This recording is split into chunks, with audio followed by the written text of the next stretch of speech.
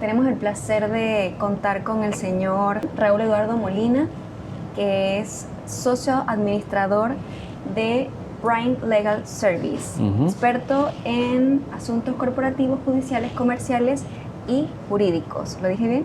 Sí, sí.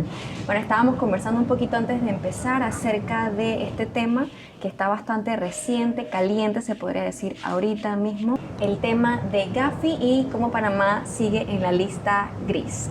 Y queremos dar algunas perspectivas acerca de estas regulaciones que se están colocando y cómo Panamá ahorita mismo podría tener prácticas saludables tanto para las regulaciones internacionales como para las regulaciones que tiene el país. Señor Raúl, muchísimas gracias por estar con nosotros. Gracias a ti por la invitación. Nos gustaría que para la gente que tal vez no tiene mucha relación con este término Gafi, ¿qué es el Gafi y cómo Panamá llega a esta lista? A ver, el Gafi es el Grupo de Acción Financiera Internacional, es un organismo que es parte de la OCDE, que es la Organización para la Cooperación y Desarrollo Económico. Y el objetivo del Gafi es evitar y perseguir, prevenir el lavado de activos proveniente de narcotráfico, terrorismo, armas de destrucción masiva y cualquier otro delito en el cual se pueda obtener un exceso de liquidez que amerite el blanqueo de esos capitales. Eso es lo que en teoría es el Gafi. En la práctica, además de cumplir medianamente con estos objetivos que he señalado, también es un grupo de presión de la OCDE para que a nivel mundial los países se les presiona y coacciona para que adopten leyes, normas y políticas que se ajusten a las necesidades de los principales miembros de la OCDE.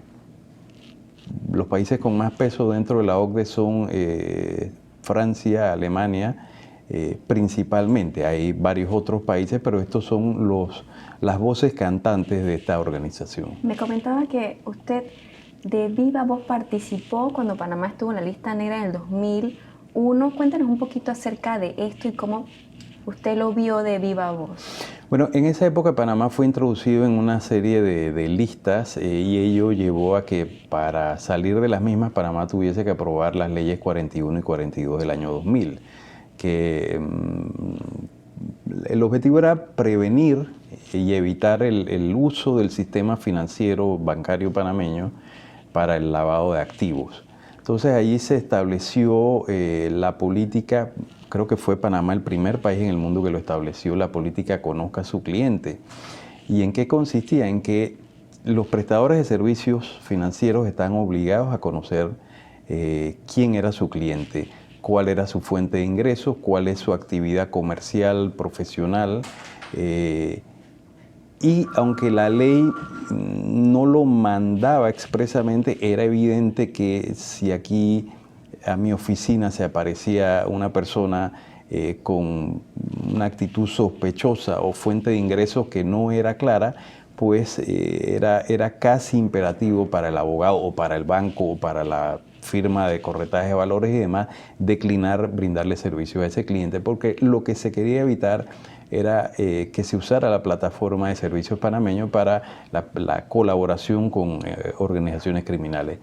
Eso se aprobó, estas dos normas que mencioné, la 41 y 42 del año 2000, y Panamá salió de la lista en ese momento. Estábamos hablando de un ejemplo para que la gente pudiera como un poco comprender este tema. Por ejemplo, cuando vemos que nos piden, nos llaman por correo, por redes sociales, nos llaman a nuestros celulares, ofreciéndonos préstamos, que parece una locura en Panamá. Eso significa que el sistema bancario panameño tiene liquidez. Esa liquidez es producto de que Panamá fue durante muchos años atractivo para depositantes, principalmente de la región latinoamericana. Y esa atracción que ejercía Panamá, esto vale la pena aclararlo, es principalmente por dos razones. Contrario a lo que muchos pensarán, no se trata ni de lavado de dinero ni se trata de evasión fiscal. Se trata básicamente de lo siguiente. Uno, en muchos países de la región latinoamericana ha habido conflictos y ha habido delincuencia. Entonces era Panamá un refugio para depositar los ahorros de las personas. Y dos, muchos países latinoamericanos, prácticamente todos, han sufrido crisis monetarias mediante devaluaciones de su moneda. Y como expliqué, una persona que tiene un capital relativamente importante ahorrado, ve cómo ese capital se evapora de un día a otro producto de una decisión gubernamental o de irresponsabilidad en el manejo de la política monetaria de estos países. Entonces, eso es lo que permitió que Panamá fuera un imán atrayendo depositantes de la región latinoamericana a dejar sus dineros en el centro bancario panameño. ¿Qué es lo que ha sido positivo para Panamá de esto?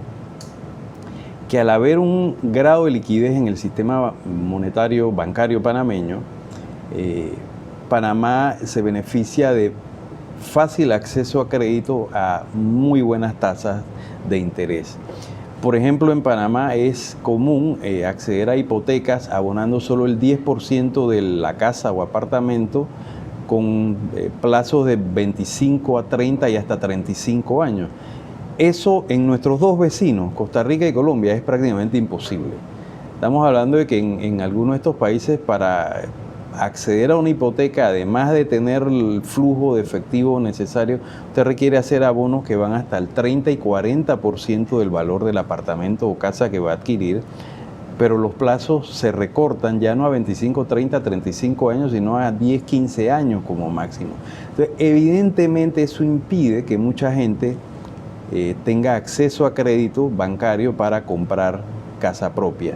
Y esa es otra de las cosas que en positivo tiene Panamá. Panamá es uno de los países con la más alta tasa de posesión de casa propia por parte de su población, al menos en América Latina. Y eso es consecuencia directa de la facilidad de acceso al crédito en Panamá.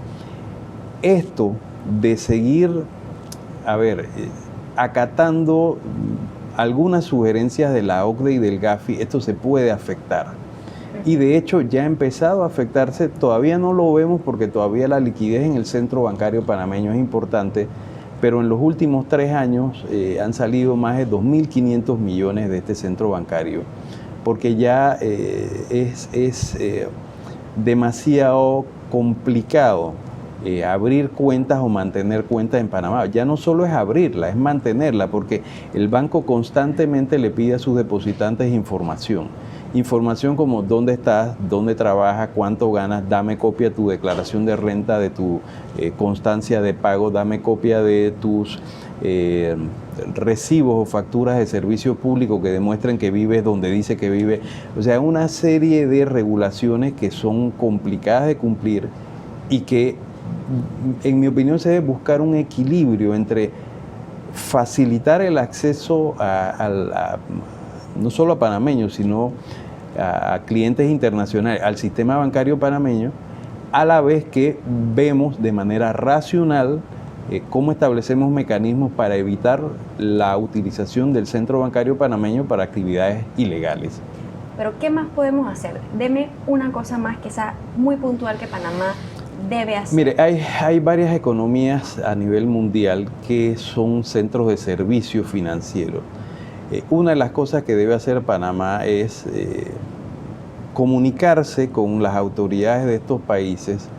Ejemplo, Hong Kong, Singapur, en el Caribe hay varias, está Caimán, está Islas Vírgenes Británicas, está Barbados, está Antigua y Barbuda, y lograr acuerdos con estas jurisdicciones para que ya no sea un solo país que es acosado por parte de la OCDE o del Gafi, sino que veamos este tema en conjunto, y al formar un frente internacional pues hay mejores posibilidades de negociar cosas. Y cuando digo negociar cosas, que no se interprete de forma negativa, sino que explicarle cuál es el objetivo de una plataforma de servicio a estos organismos internacionales, y que entiendan que nosotros estamos dispuestos a colaborar en todo lo que sea la prevención del lavado de dinero y la persecución del crimen, del financiamiento de terrorismo y todo aquello.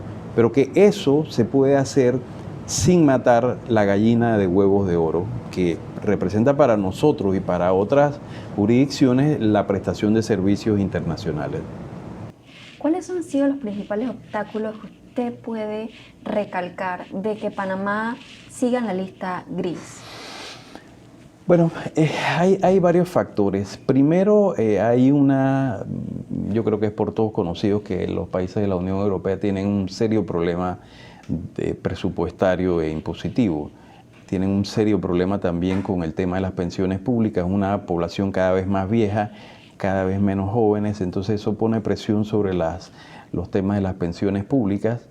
En Francia, por ejemplo, cuando el presidente Hollande asumió el gobierno hace algunos años, él impuso un impuesto sobre la renta del 75% para las rentas más altas. Entonces, muchos ciudadanos franceses pudientes decidieron renunciar al pasaporte francés porque, si una persona trabaja para mejorar su estatus de vida y el Estado le va a quitar el 3/4 parte de su riqueza, evidentemente esta persona va a salir de allí y va a buscar la forma de no pagar esos impuestos. El tema de la evasión fiscal puede tener mil explicaciones, algunas más complejas, más simples, pero la forma más simple de explicar por qué existe la evasión fiscal es porque es más barato evadir que pagar. Y en la medida en que para un ciudadano sea más barato pagar que evadir, va a pagar los impuestos y no va a tener ningún incentivo para evadir.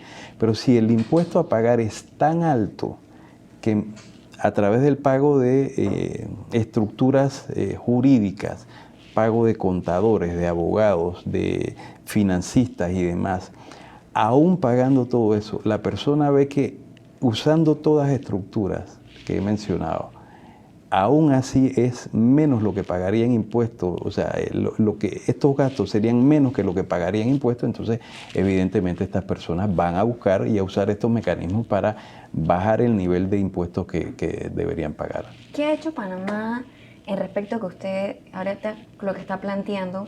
¿Qué ha hecho Panamá bien? Ahora hablamos de algunas cosas de otros países, pero ¿qué ha hecho Panamá que usted diga debemos mantenernos con esto está bien? Bueno, varias cosas. Primero que nosotros tenemos un sistema monetario en que no emitimos moneda. Entonces no hemos incurrido en lo que ha incurrido prácticamente toda América Latina, que es una utilización irresponsable de políticas monetarias. Y la última vez que lo tuvimos fue en el periodo en que Panamá se unió a Colombia y el panameño sufrió eso. Es muy frecuente en América Latina la depreciación de la moneda y una persona que ha trabajado toda su vida, que tiene un capital ahorrado para su jubilación y demás, vamos a hablar de cifras, $100,000 en el banco, de un día a otro, mediante una depreciación o una devaluación monetaria, esos $100,000 al cambio ya no son $100,000, son $60,000 y 2 o 3 meses después vuelven y se reducen a la mitad.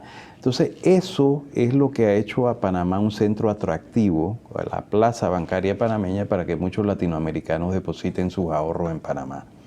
No se trata, como algunas personas maliciosamente han afirmado, de que aquí los carteles del narcotráfico venían a Panamá a depositar sus ganancias y demás. A partir del momento en que se definió el delito de blanqueo de capitales, Panamá empezó a tomar medidas para prevenir estas acciones delictivas y cada vez se ha ido endureciendo más las reglamentaciones para evitar esto. Ahora, hablemos un poquito de casos de países que han salido de esta lista gris, como me comentaba el caso de Corea del Sur. Corea del Sur, al igual que Panamá, apareció en la lista gris de la Unión Europea. Creo que fue de principios de este año.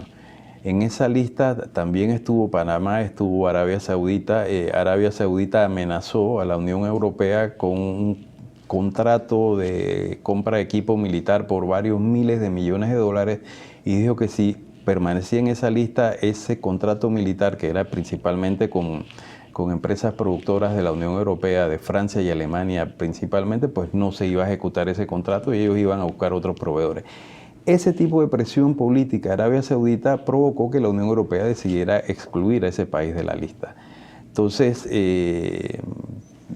hay exceso de regulaciones bancarias producto de estas listas. Vemos el caso de Hong Kong, que es una plaza muy parecida a Panamá, muchas similitudes. Y Hong Kong hace a fines del año pasado, la autoridad monetaria de Hong Kong decidió que había que flexibilizar las normas y las regulaciones bancarias porque se estaban convirtiendo en un obstáculo para la atracción de inversión extranjera. Entonces, esto se trata de un balance.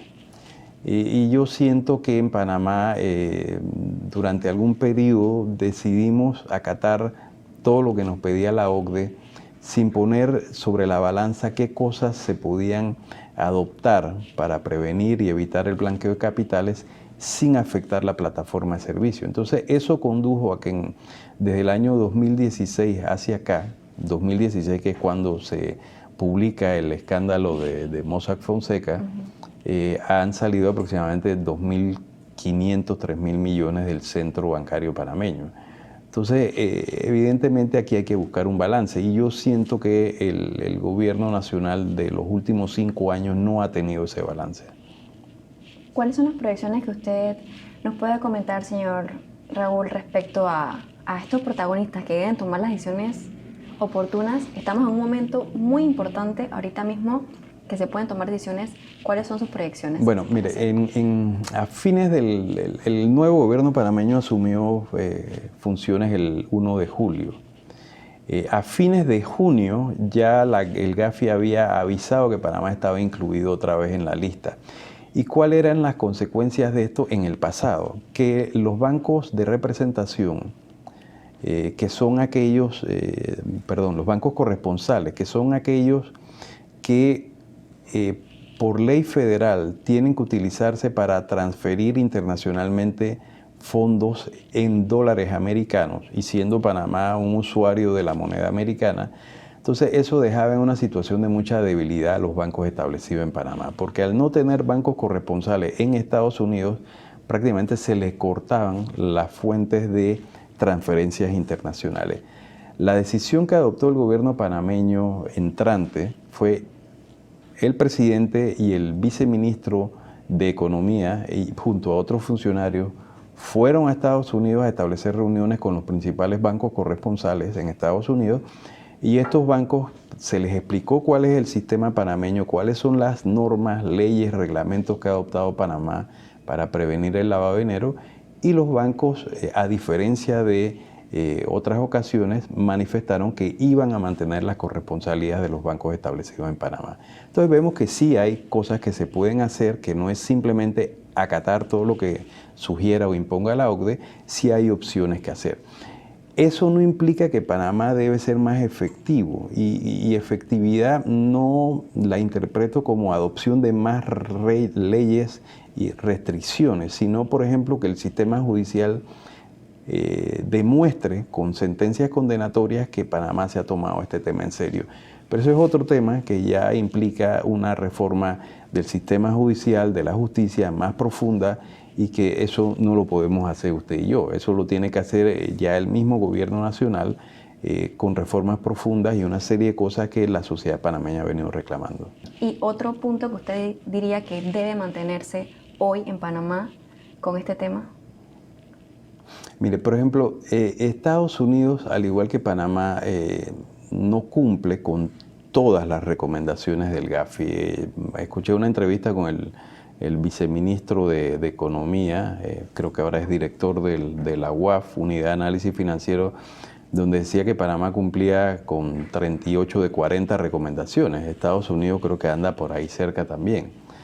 El tema no es, como dije anteriormente, no es aprobar todas las leyes, sino que lo que nos hemos comprometido, ser efectivos en el cumplimiento.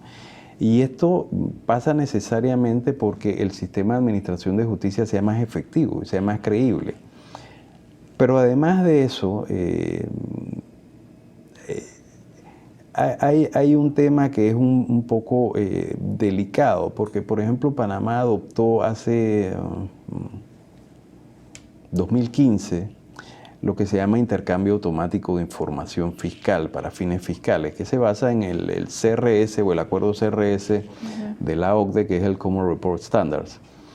Y este acuerdo lo que implica es que al abrir usted una cuenta bancaria en Panamá o en una casa de valores, el banco se obliga a suministrar toda la información a la Dirección General de Ingresos para que la Dirección General de Ingresos la intercambie con las oficinas fiscales de cualquier país del mundo. Y aquí hay una preocupación legítima porque Estados Unidos, por ejemplo, es muy reacio a intercambiar información. Primero porque se trata de un tema de privacidad de las personas.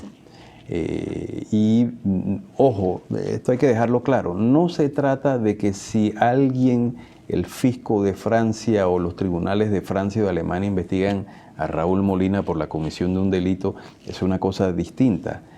Lo que yo y otras personas hemos venido afirmando es que el intercambio automático de información viola el derecho a la privacidad. Muy distinto es que un juez de Francia, un juez de Alemania diga, mira, hay una investigación contra Raúl Molina por X delitos.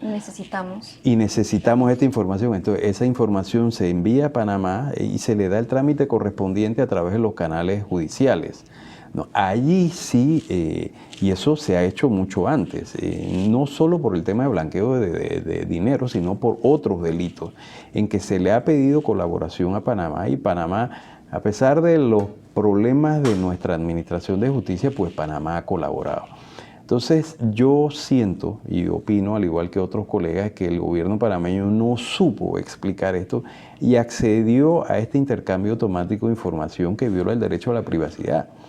Y que así lo ha manifestado, por ejemplo, la Corte Constitucional de Francia, que este tipo de normas que obligan a bancos, casas de valores, a administradores de fideicomisos, a brindar información de los beneficiarios de manera automática y hacerlo mediante un registro público, eso viola el derecho a la privacidad de los franceses. Entonces, si lo viola de los ciudadanos franceses, evidentemente aquí una disposición similar también viola el derecho no solo a los panameños, sino de cualquier ciudadano que tenga inversiones en Panamá. Señor Raúl, hablamos de normas de regulación para este gobierno bien establecidas, no abramos todo el panorama, como usted bien lo dijo, que pasó en la administración pasada, sino normas reguladas.